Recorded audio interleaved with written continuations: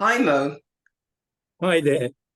Thank you for joining me today. I've been very excited to find out about your life and your career and what you're doing right now in the community. So it's really exciting, from your martial arts, your motivational speaking, lecturing, your women martial arts. You do a whole range.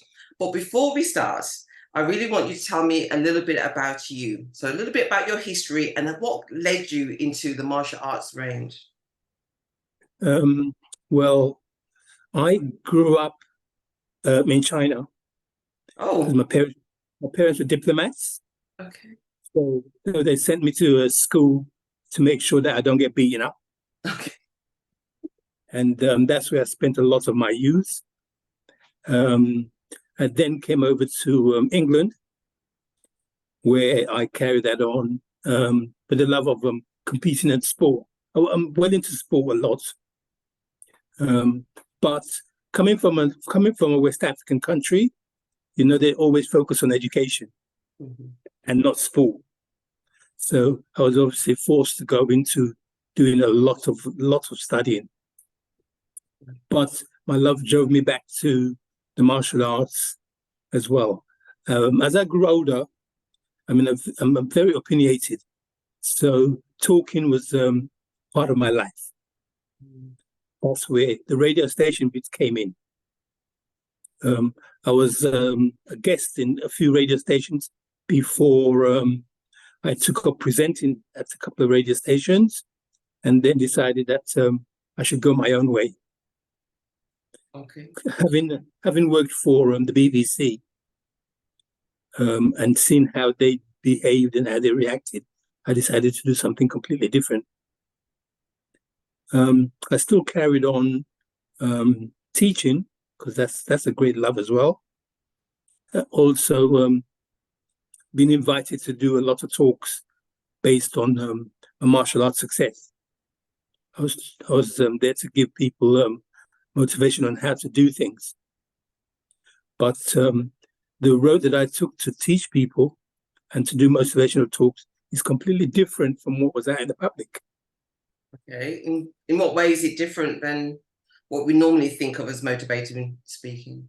Motivation. You get a lot of motivational speakers who will say, I can do it, so you can do it too.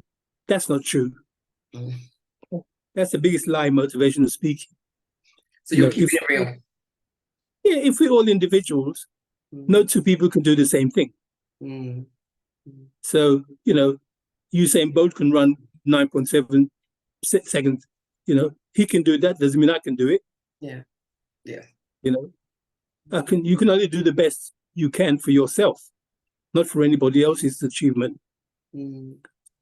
So I took on that kind of road in terms of motivational speaking Yes. and take it less focus on self, Mhm. and focus it based on the people that you're teaching to make sure that they can achieve what's within their capabilities. So you take a very unique approach. So you're looking at the uniqueness of that person, you're finding their strengths and you're building on their strengths and trying to reduce their weaknesses, but on an individual level, as opposed to a blanket statement of if I can do it, we all can do it. Yes, definitely. Mm. Because that's after reading loads of motivational books and so forth. That's what I came to, sort of load of lies. But tell It's me a little terrible. bit more about the martial arts before we go down that road. Tell me a bit more, because I'm quite excited. You are a world champion, 7 times world champion, 11 times British champion. This is this Yeah. is this is amazing thing to do. You've excelled. That's something to be really proud of. It is yes and no. Okay. You know, I mean, I came from a very sporty family background. Okay. So my brothers played football professionally. My immediate elder brother was a table tennis champion and hockey champion. Mhm. My sisters played tennis at a very good level. So achieving in sport was not that major thing. It was major for the people that was watching, Yes. but you know, I mean, But for me, there's a norm for your family. For your family, that was a norm for people to excel in sports. That was a norm for your family. yes. Yeah. Okay. So for me, it's about personal drive. Winning the world championship once was a great achievement Yes. until an instructor said winning it once is not good. It could be luck. Oh. Go and win it. Go and win it 3 or 4 times, then it'll be skill. And your competitive side came up, and so you decided to win it 7 times. Yes. Yeah. That's wonderful. And the thing to do is when you're winning, people will know this about a lot of professional athletes, right? They always want to carry on. They always want to go on until they get beat or till they, for me, I wanted to finish right at the top. Yeah. Okay. So I stopped when I was right at the top. Never been beaten is a good feeling. No, yes, definitely.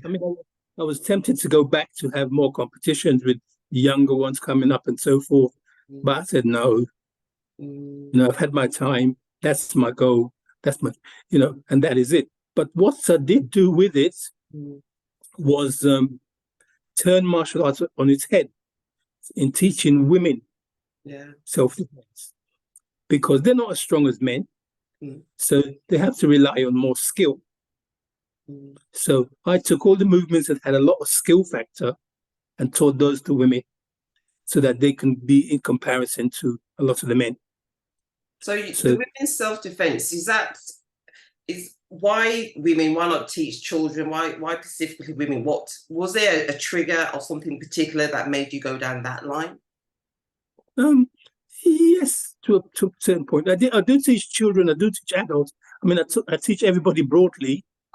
But when I had my classes going on, and women were comfortable classes, they'd feel intimidated. Okay. They'd feel really intimidated, and and the guys would want to be. The dynamics of a class with men and women in it. The men would want to show off. The women would want to entice, and so forth. So I just got rid of all of that and said, no, this is specifically for you guys. Let us make you the best you can be. Okay. So you saw that a gap there. You saw that there was a deficit, and so you just kind of, although you do generic teaching everybody, there's a specialism there because you saw that was a weakness. Women was missing out being in that mixed group. Yes. Yeah. Yes. Okay. Yeah. They were. Some women wanted the mixed group, and some women want individuals. A lot of the from the Arab countries and so forth, they want women alone. Okay, that's very, very true. But you've been doing that for 20 years. So yes. Every 3-4 months, I do a free session in Clapham Common. Okay. Like a taster session for people to join. Yeah, for any woman to join. That's come and just join in. It's a free session. The world we live in now has a very violent, and a lot of women don't feel safe. But if you arm them with something that they can feel safe with, the world's a better place. Yeah. Yes. So I suppose it'll increase that confidence for those women in that way as well, isn't it, of what you're doing? So having the skill, having the knowledge base to defend yourself is necessary, but it's also that confidence that you would carry, knowing that you can do that skill. Because I think predators can see people that are weak. You don't have to say, I'm vulnerable. They can see in your mannerism, in your posture. So I suppose you're teaching that skills, having that skill, women would have more confidence and won't be showing that vulnerability when they're walking down the street or so forth. Yes, that is it. That same vulnerability goes for men and women. Yeah. But I just have a women's class alone for them as well. Yes. So that was what was important. Yeah. It's very hard. It's very difficult to do. Teaching people is the hardest job in life. But you do it in 2 ways, because you're teaching women, you're teaching children, teaching men. We're also teaching motivational speaking. So it's hard, but you seem to be going in on 2 levels. Yeah, the motivational speaking. I run the company, Magnificent Motivational Speakers. That was born out of frustration because I used to speak at a lot of events that used to have a lot of white speakers there. Yeah. And they were no better than a lot of the black speakers. But they were better in certain ways. In what way? They added a level of professionalism into their speaking. Okay. Instead of personalizing it. A lot of black speakers go and tell their story on stage. Now, I don't want to hear your story. I don't care about your story. What I care is, how can I improve? And your story doesn't improve me. Okay. So I teach people how to motivate an audience instead of motivating themselves. Okay, I hear that. So has that helped? I mean, have you opened up that avenue for more black speakers? Has that been a good experience for you? Yes and no, because it teaches you frailties in businesses run by black people. Yeah. You say, I'm not a black business, I'm a business run by a black person. Yeah. And when a lot of black people come to your business, they expect what I call is black friends race. Right. Yes. They don't call it professional race. Yeah. We've had a lot of that, different talks that we've had on the show, and talked about how sometimes the black community, we don't appreciate our services to each other, doesn't appreciate our time, our effort, our skills, and sometimes we can do that. I don't think it's appreciation. I think it's more value. Yeah, no value. They don't value the skills of black business people. Yeah, black trade people. They don't, they put little value on them against other cultures. Yeah, so it's a mindset change is what's needed, really. Definitely. If a black person goes into an Asian shop, he's not going in there to ask for discounts. He's going to pay the price. Yeah. If they're going to a black shop, they want a discount. Yeah. Yes. Yeah. So those are the kind of issues that you have. They love to barter you down a lot.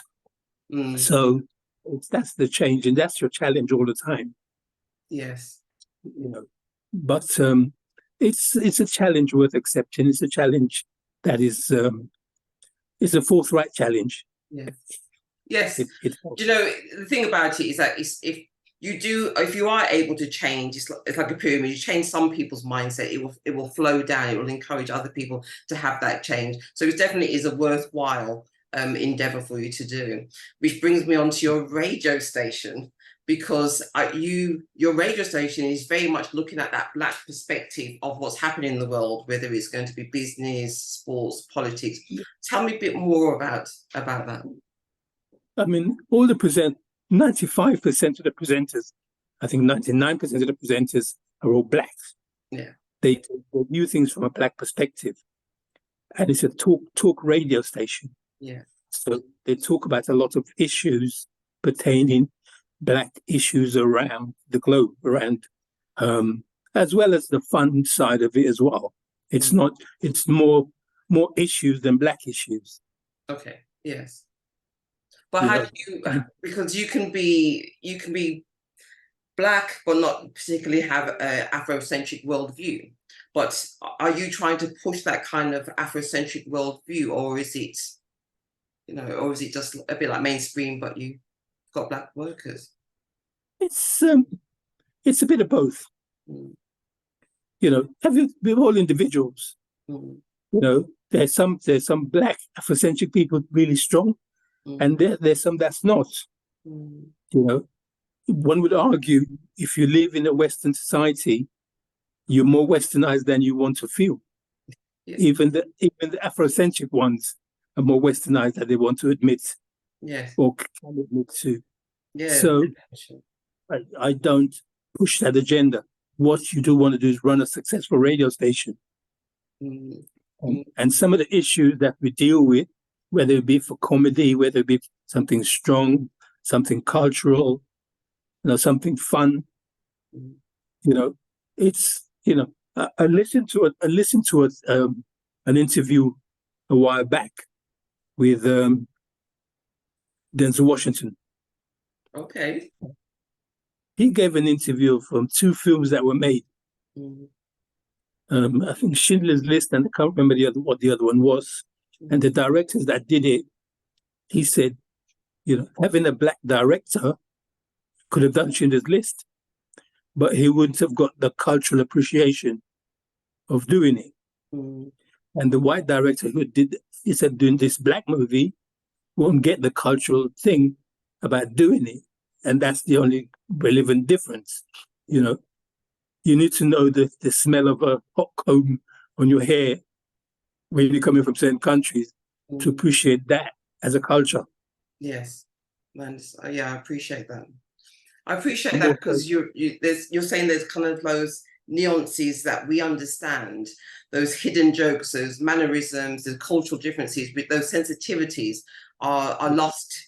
If there's a mixture, but if you've got your black presenters, then they can bring all that. So they're bringing in the West, they're bringing in the African, they're bringing in the uniqueness that we are as a diaspora. Yes. Yeah. Yes. We did the two most watched show was Words and Definitions. Okay. Well, explain a bit more about what happened.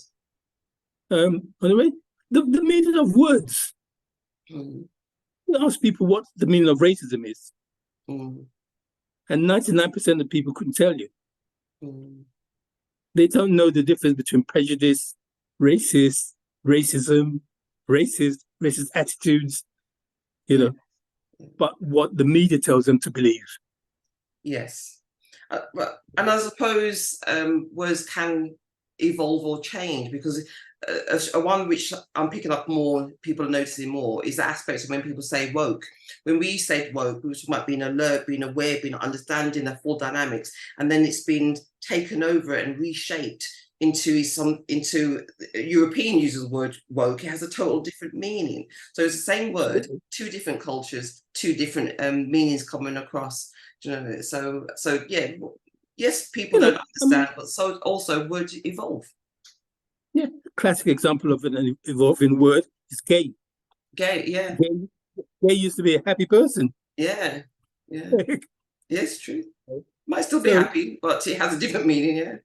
That's different connotations of happy. So those are the type of things that you look at. The meaning of the word Holocaust, meaning of the word dictator, the meaning of the word regime, and how those words are used and in what context it's used and for whom it's used. Certain cultures have certain words attached to them. Do you know what that brings to mind for me is, recently when you had Thanksgiving Day, which was quite recent to this time, and how the perspective of the Americans celebrating Thanksgiving has a total different meaning to the indigenous people's understanding and feelings about that same event. So you have one event, but those different cultures, different perspectives come at it at a different angle, and one is joyful and one is pain.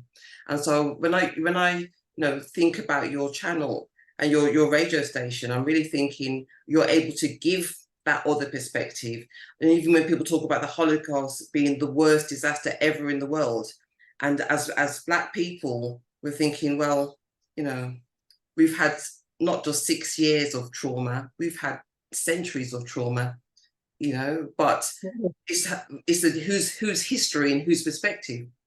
So I think it's amazing what you're doing to give that other side. Yeah, there's good and bad in both sides. There's good understanding and bad understandings on both sides. Yeah. But as long as you give a broader generalization, people can have a clarity to make a decision on. When you watch the news now, the news is always biased towards who's paying the bills. Yes. Yeah. Very true. Very true. So, there's not much variety. Do you know what I mean? It's you perceive a variety by changing the channels, but if you go higher up, it's all controlled by a small group of people, isn't it? About 6 group of people, all the channels. So it's all the same people. Exactly. That's the bottom line. That's why the variety is always useful. Yes. The variety. So you offer that independent thought. Yes, I mean, people will argue that broadcasting licensing fees are the highest.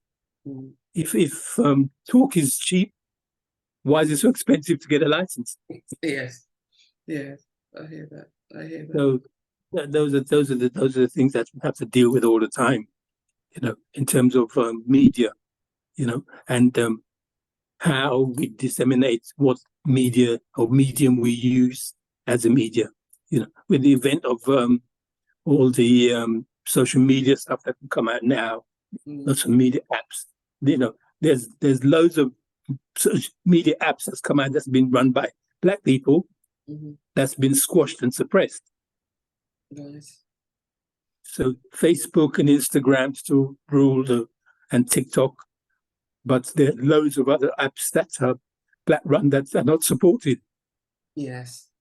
So on the bigger scale, but do you find that on a smaller individual scale, there is more independent people talking about issues and trying to give a different perspective? There's always some pockets of people talking about it. Pockets of people don't change. Yeah. You need a mass, a mass amount. Yeah, and I agree. But I think as a community, we need to have our own resources so that we can control that. I think if you're looking for somebody else to give you that resource, then the power is always going to be there. So whether it's going to be a school, bank, hospitals, any kind of education kind of facility, and of course media, then if we're relying for other people to give it to us and they have that control, we're always going to be at a loss, really. Let me put something to you that's I keep hearing all the time. Yeah, when we talk about the Black media, let's coin it that way. Yeah, I would say almost 100% of the Black population that have the money, that are rich, that are millionaires and multimillionaires. What do they do as the first thing they do? They move out of the Black area. They move out of the Black areas. yeah. They move into married into whites. So when we talk about promoting it, it's very hard when the same people that you're depending on, that you've helped to put up there, will move to the side once they get up there, because they feel that's how they will stay up there. Yeah, yeah. So that's where the when you say the media, I mean, the Sky has been going for how long? We don't have 2 Black stations on Sky, 2 channels on Sky, that deal with Black issues. And that's one of the bigger mediums that you have, I find that sometimes, do you find that when the channels start, I remember from Channel 4, Channel 5, when they started, there was very much a mixture of cultures and in essence, Black series, Black programs were there initially to get people interested, because I think people follow Black community. And then once it becomes established, either all the Black programs disappear, or the money stops getting invested once the program, the channels, the series are established. It seems to be a theme. Even with BET, it starts growing very well, and then all of a sudden it gets taken over by somebody else, a different cultural group. So it's like we start things, but they don't last. I mean, we had one of our most successful radio stations, which was Choice FM. Yes. That's got taken over by Capital, is now Capital Extra. They didn't even leave the name on it. Network Communications was owned by 2 Nigerian guys. It's now Carphone Warehouse. Yeah. There's loads of those examples that keep going on, that we don't follow through till the end. So that's the perspective we want to come from. I mean, with my radio station, I've been asked to be bought out by the BBC many times. So what do you think it is? Sometimes when I talk to people about this area, sometimes they feel that is it our creativity? Are we still being perceived as that threat? Are they still under every opportunity to keep us down? Is that agenda still running so strong? Do you know, why is it we always start, or we're the influencers, we're the creativity, but we never seem to be the one that profit and benefit from all that skill and knowledge? You must understand, racism is a business. Yeah. And in order for that business to grow, you have to add fuel to it all the time. Yeah. So whatever they have to do to make it happen, they will make it happen. You know, we have, they do recognize that a lot of African Caribbeans have the talent to do a lot of good work. Yeah. Because a lot of inventions, a lot of things that have been done by them, but they don't see us as let me say, true to our own culture. What do you mean by that? Because no Black person that becomes successful wants to stay within the Black culture. Mm. They want to move. Yeah. So we're easily swayed once we become successful, or we are deceived into thinking success is to become more westernized, to become European more. And one way of doing that is to separate yourself from your Blackness once you go up the ladder. Is that what you're saying? Yes. Look, let's talk about education, right? Yeah. You've got the private schools. You got your Eton and your Harrow and all of that. They'll have 1 or 2 Black people there. Mm. Those 1 or 2 Black people there will become leaders of these different countries. After you've been schooled in Eton and Harrow, they're not schooling you how to make your own country better. They're schooling you how to make their country better. Yes. So when you go there, you take what you can and bring to their country. Yeah. And that's what's happening all the time.